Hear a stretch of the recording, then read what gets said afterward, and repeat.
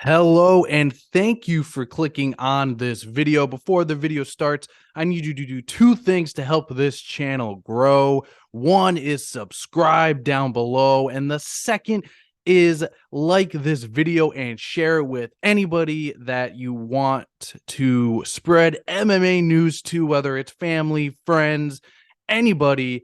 I always appreciate your support. And now let's get to the video. Hello, everybody. My name is Tyler Russo, and this is the KO Podcast, episode number 38. In this episode, I will be reviewing UFC 287. I also will be reviewing PFL, and this weekend we have UFC Fight Night, Holloway versus Allen, and we also have more PFL this weekend, so it's gonna be a fun, action-packed weekend. Ring that bell.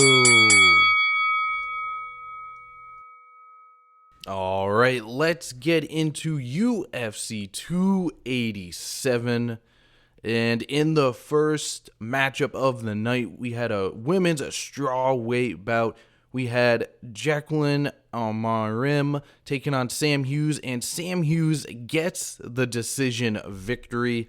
After the fight, she had an interesting comment about her boyfriend betting on her, and I'm not sure if that's legal. Maybe she shouldn't have said that in the post-fight interview, but that caught my ear, and that took me a minute to be like, I think that's kind of against the rules, but I haven't heard any repercussions about that yet. But big win for Sam Hughes. Moving on, we have a featherweight bout. We have Shai Yinlan taking on Steve Garcia, and Steve Garcia gets the stoppage early in the second round. Big body shot finishes the job for Garcia. Then he pounced on him with ground and pound. Moving on, we had a catchweight bout. We had Ignacio Bahamondes taking on Trey Ogden, and Bahamondes gets the decision victory. Moving on, we had a women's strawweight bout. We had Cynthia Cavallo taking on Lupi Gonez, and Lupi Gonez gets the decision victory. And also after the fight, Cynthia Calvo gets released by the UFC, so we will see where she lands next if she decides to continue her mixed martial arts career. Moving on, we had a middleweight bout. We had Gerald Meerschaert taking on Joe Pyfer. Coming into this fight, I thought Gerald Meerschaert had a really good chance to win it, but very early on in the first round, Joe Pyfer hurt Gerald Meerschaert really bad, and Meerschaert could not recover, and Pyfer just jumped on him and got the stoppage. Joe Pyfer has, really burst onto the UFC scene here. He's now 2-0 in the UFC, and he had that Contender Series win. So ever since he's been in the UFC, he has been entertaining and has finished all of his fights. So let's see where he lands next in the middleweight division. Moving on, we had a women's strawweight bout. We had Michelle Waterson Gomez taking on Luna Pajero, and Luna Pajero gets the decision victory. And moving on, we had a middleweight bout. We had Chris Curtis taking on Kelvin Gastelum, and Kelvin Gastelum gets the decision victory. A little bit of a controversy here. Chris Curtis in the third round, I believe it was, he got dropped and cut by a headbutt, and it may seem like the judges were a little swayed by that. Chris Curtis has talked about it a little bit on social media. So if you want to get his side of the story, he posted some clips on Twitter. But for Kelvin Gastelum, a huge win. Gastelum obviously cannot find a win consistently, so let's see if he can get a streak going to get back to middleweight title contention. He looked really good. He was moving in and out really good. Looked like he had a pep in his step, and he was pretty aggressive, as he always is. Now let's move on to this stacked main card. We had a bantamweight bout. We had Raul Rojas Jr. taking on Christian Rodriguez. And Raul Rojas Jr. had a really good first round, but Christian Rodriguez won and dominated the final 2 rounds, and Christian Rodriguez gets the decision victory. Raul Rojas Jr. is still only 18 years old. He's 7-1. This is his first professional loss. He is so young, and he should definitely take some time to improve his game and improve that cardio, because after he got out of the first round, he really tired out, and Christian Rodriguez just took advantage of that. Rodriguez had good ground and pound on Rojas Jr., and as I said, he was just too much for Rojas Jr., so big win by Christian Rodriguez. He himself is pretty young. I believe he is 25, so bright future for both of these fighters. Moving on to a welterweight bout, we had Kevin Holland taking on Santiago Ponzinibbio, and Kevin Holland gets the 3rd round knockout. Kevin Holland face plants Santiago Ponzinibbio in impressive fashion, and I will always watch a Kevin Holland fight. He always brings the action, no matter what the result is. He is one of the most entertaining fighters in the welterweight division, and I'm excited to see what is next for Holland. A very impressive knockout victory. It was a brutal shot, and Ponzinibbio woke up quick and was confused, but he was obviously out when he face planted into the canvas. Moving on, we had a bantamweight bout. We had Rob Font taking on Adrian Yanez, and Rob Font gets the first round TKO on Yanez. A huge performance by Font. His jab is just elite. His jab, I believe, really changed this fight. Yanez got hit with it multiple times, and it stung Yanez bad. And Yanez got hurt a lot in this fight. And, both of these guys were just swinging wild, but also being super technical too, because both of these guys are such high-level boxers. And Adrian Yanez has nothing to be ashamed about. He is still young in this sport. Should take some time and just really watch the film, retool. I think he could have moved his head a little bit more. His head was really on the center line, and that's why Font's elite jab was connecting so much, and it was hurting him really bad. So great performance by Rob Font. Massachusetts, stand up for your man, Rob Font of the New England Cartel.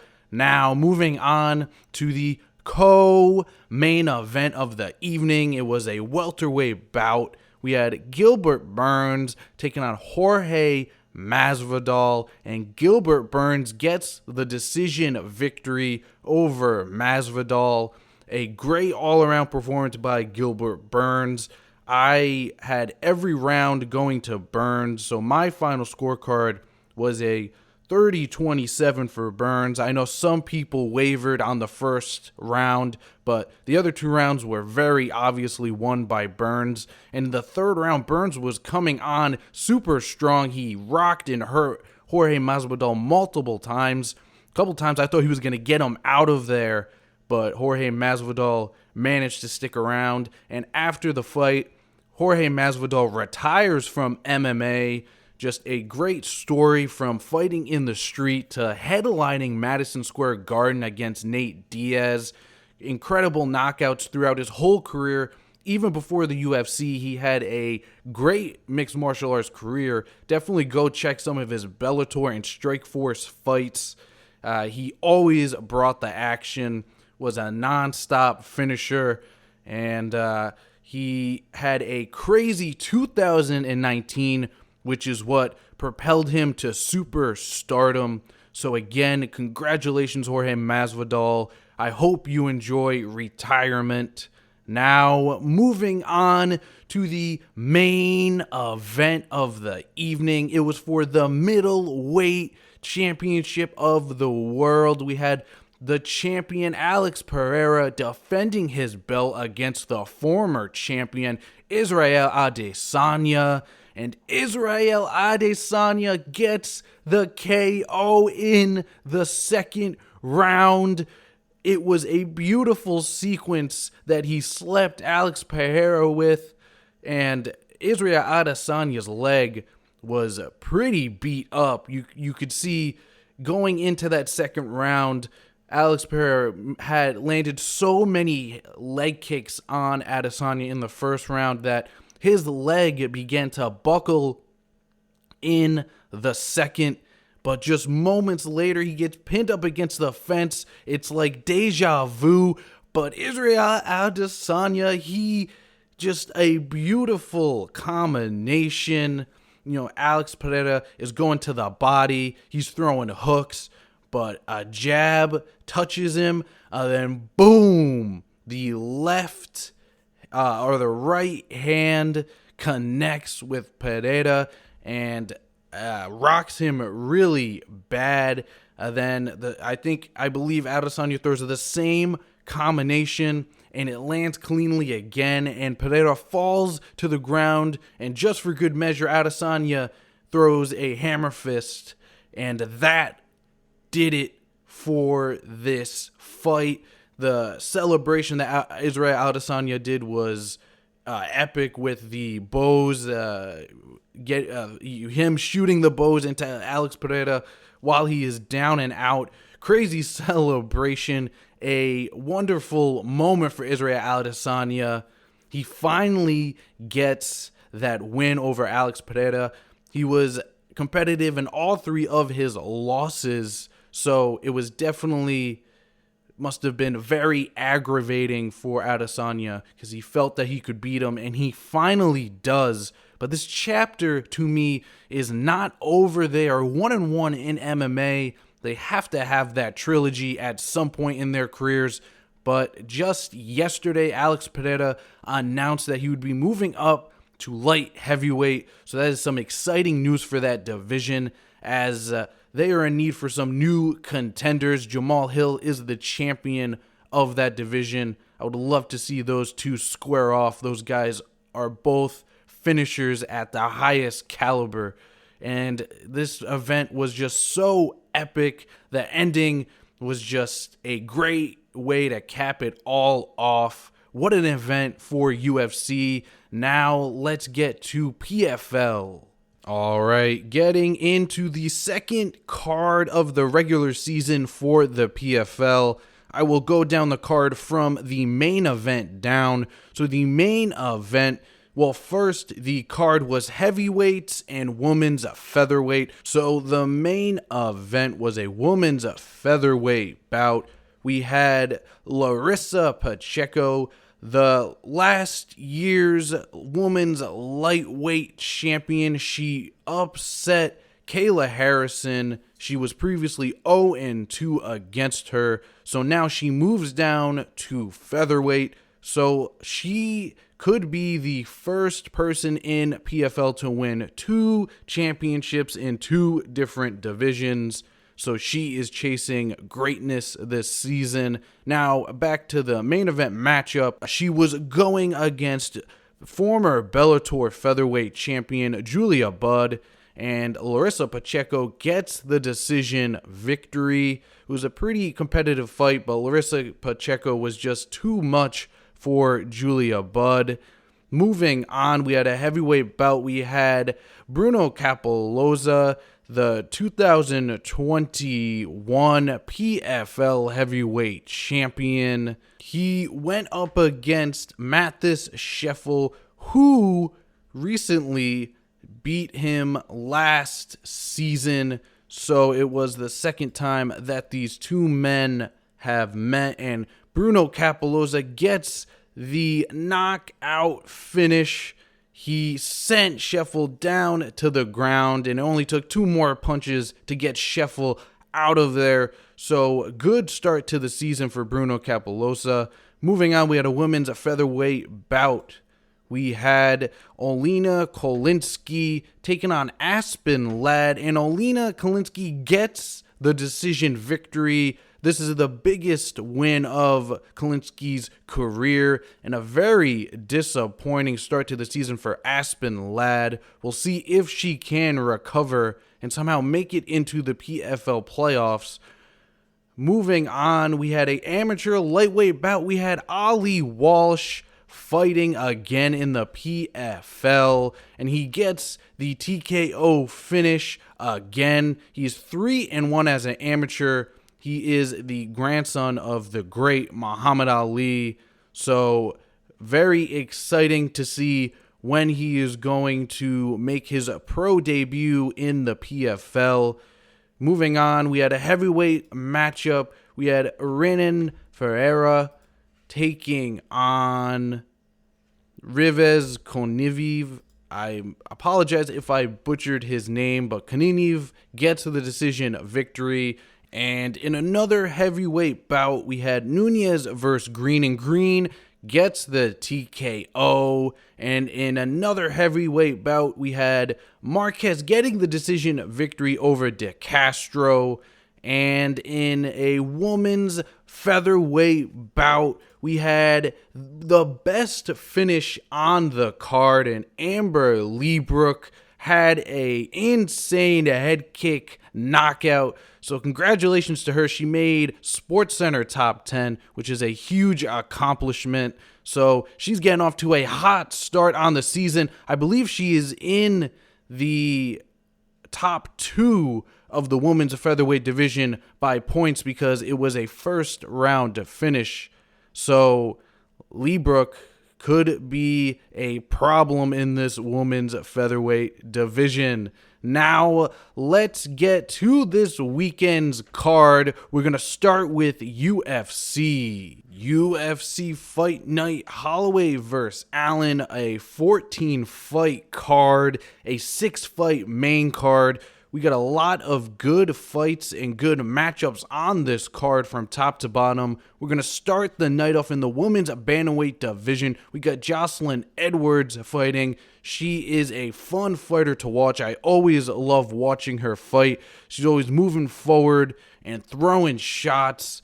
We also have a bantamweight matchup involving Aaron Phillips and Gaston Balones. And we also have a women's strawweight bout. We got Bruna Brasil taking on Denise Gomez. This is going to be a fun, action-packed fight. And Bruna Brasil, her head kick KO on the Contender Series, which is what got her UFC contract. What a brutal knockout. If you haven't seen it, I recommend that you definitely go and check it out. And in the next fight, we have a lightweight bout. We got Lando Vantana taking on Daniel Zellweger. Moving on, we have a women's strawweight bout. We got Gillian Robertson taking on Piera Rodriguez. This is going to be a very fun strawweight matchup.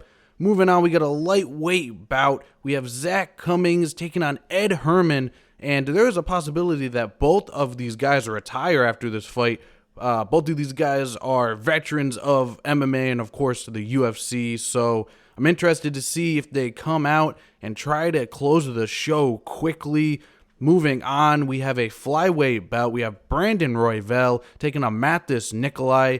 This is a insane flyweight matchup. I cannot wait for this fight. Brandon Royval is always entertaining, and Mathis Nikolai is coming off of a huge win. This could be the next flyweight title challenger, whoever wins this fight. It was just announced that Moreno versus Pantoja 2 is set for UFC 290. So the winner of this fight could get the winner of that title fight. Now, moving on to a featherweight bout, we got Bill Igalo taking on TJ Brown. Now let's get to this 6-fight main card.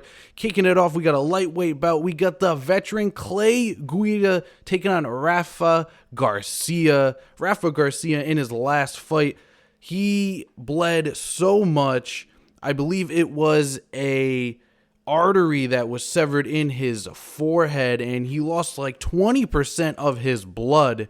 That is just an insane life experience, and now he's gonna get back into the cage here against Clay Guida, who's been fighting for so long. Moving on, we have a bantamweight matchup. We got Pedro Munoz taking on Chris Gutierrez. This should be a fun bantamweight scrap. Pedro Munoz obviously has great leg kicks, and Chris Gutierrez is coming off of that knee KO to Frankie Edgar.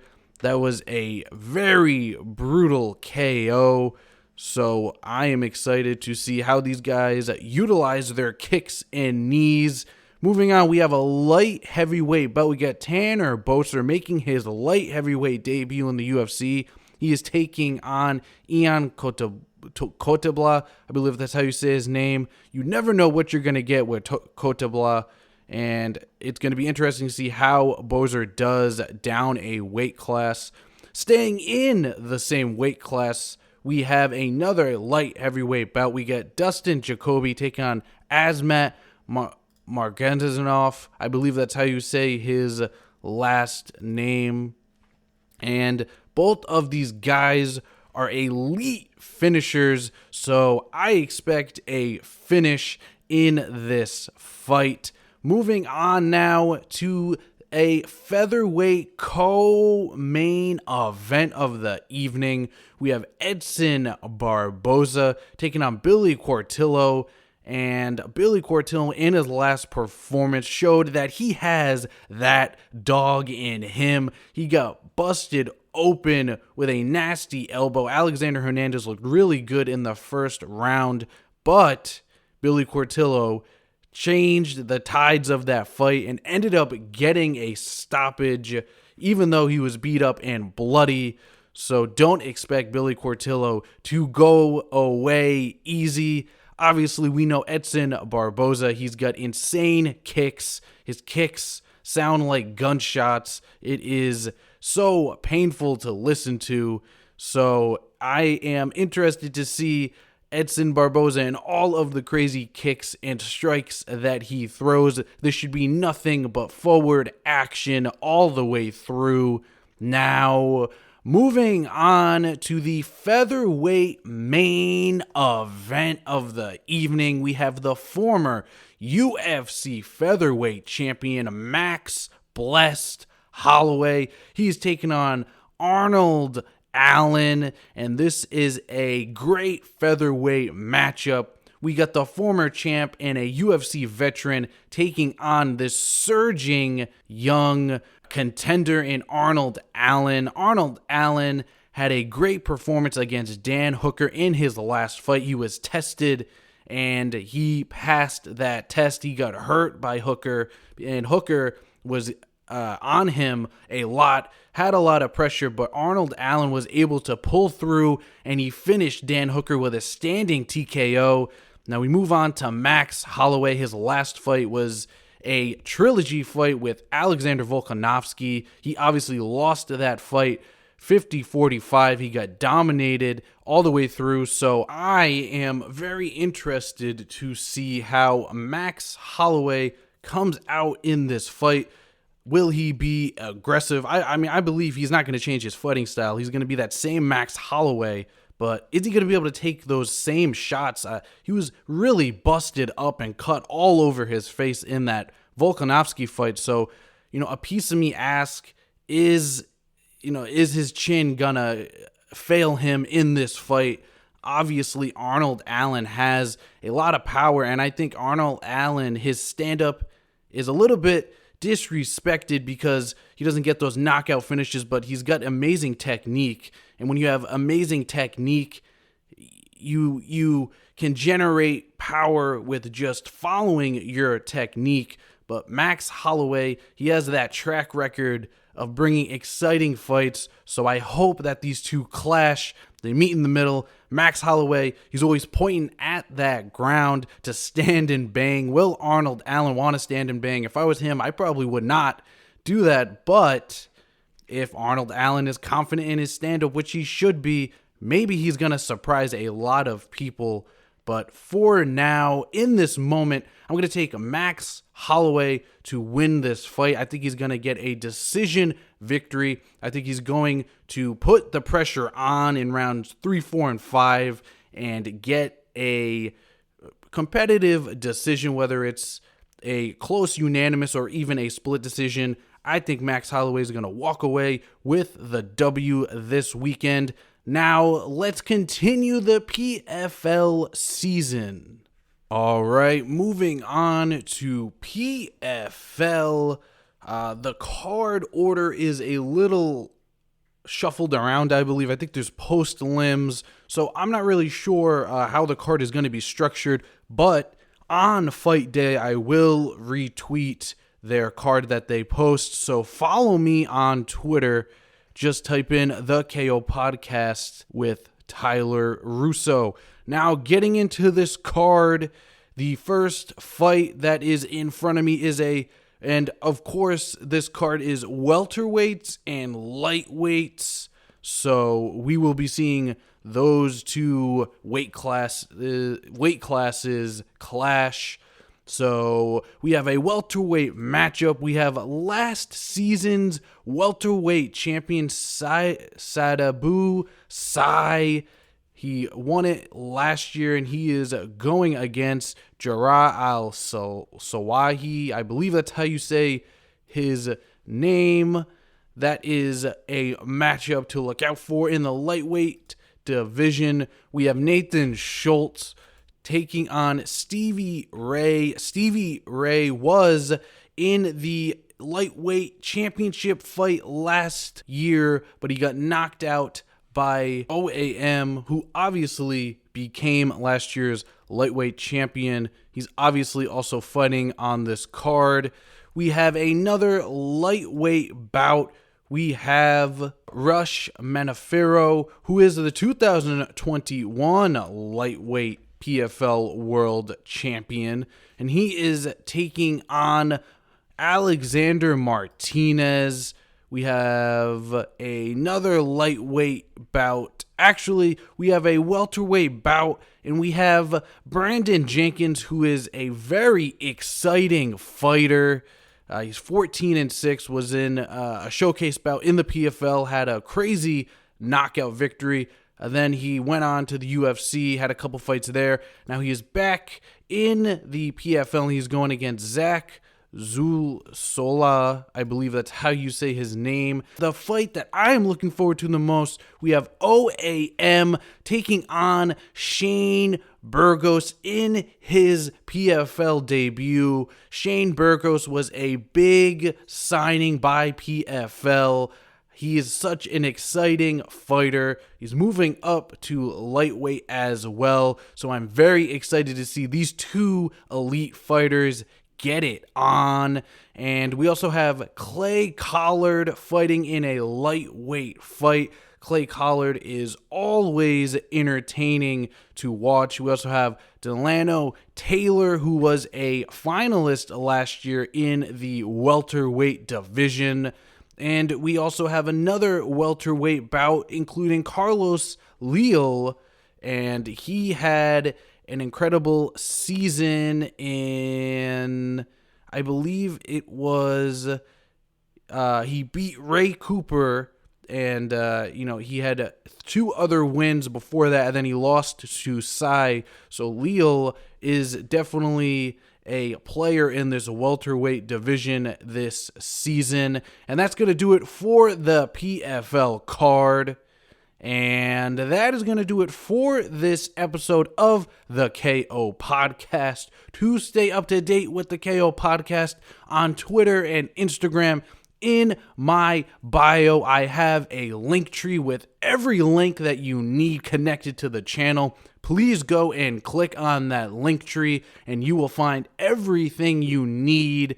You can find the YouTube channel, the Twitter, the Instagram, the website, and much, much more. Thank you for taking the time out of your day to listen. I hope you stay safe, stay blessed. Bye-bye.